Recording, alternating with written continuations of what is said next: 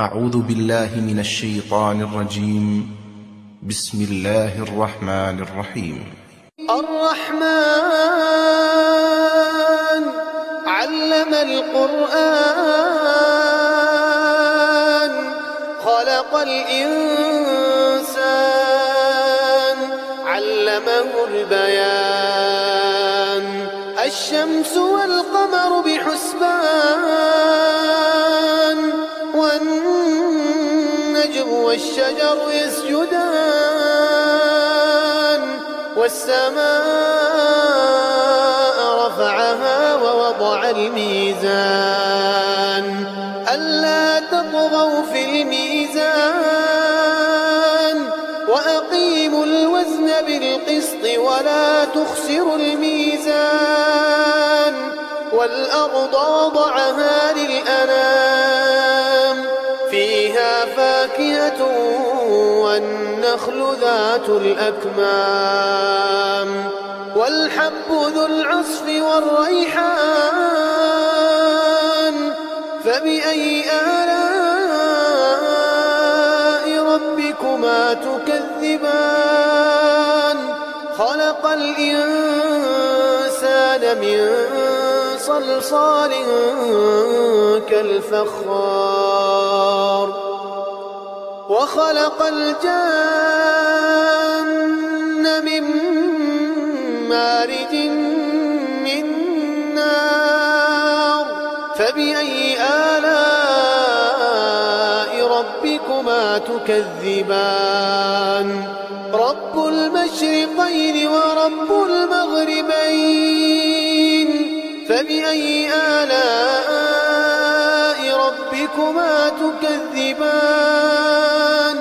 مرج البحرين يلتقيان بينهما برزخ لا يبغيان فبأي آلاء ربكما تكذبان يخرج منهما اللؤلؤ والمرجان فبأي آلاء ربكما تكذبان وله الجوار المنشآت في البحر كالأعلام فبأي آلاء ربكما تكذبان كل من عليها فان ويبقى وجه ربك ذو الجلال والإكرام فبأي آلاء ربكما تكذبان يسأله من في السماوات والأرض كل يوم هو في شأن فبأي آلاء ربكما تكذبان سنفرغ لكم أيها الثقلان فبأي آلاء ربكما تكذبان يا معشر الجن والإنس إن استطعتم أن تنفذوا من أقطار السماوات والأرض فانفذوا لا تنفذون إلا بسلطان فبأي آلاء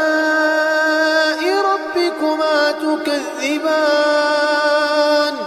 يرسل عليكما شواظ من نار ونحاس فلا تنتصران فبأي آلاء ربكما تكذبان فإذا انشقت السماء فكانت وردة كالدهان فبأي آلاء ربكما تكذبان فيومئذ لا يسأل عن ذنبه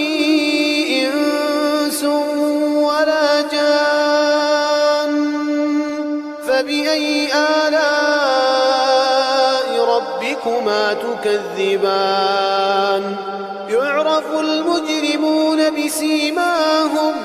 يعرف المجرمون بسيماهم فيؤخذ بالنواصي والأقدام فبأي آلاء ربكما تكذبان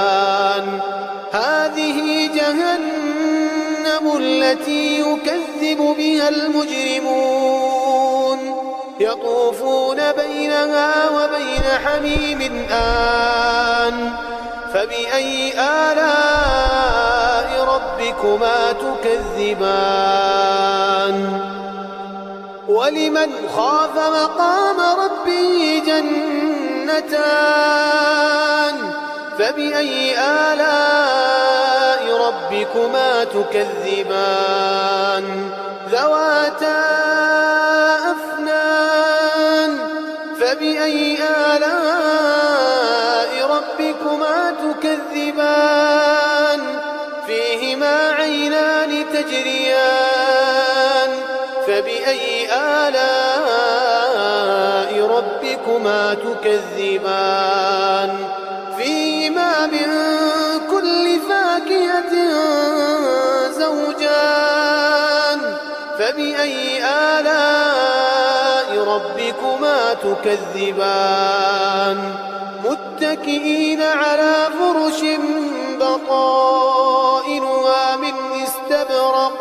وجنى الجنتين دان فبأي آلاء ربكما تكذبان فيهن قاصرات الطرف لم يطمثهن إنس قبلهم ولا جان فبأي آلاء ربكما تكذبان كأنهن الياقوت والمرجان فبأي آلاء ربكما تكذبان هل جزاء الإحسان إلا الإحسان فبأي آلاء ربكما تكذبان ومن دونهما جنتان فبأي آلاء ربكما تكذبان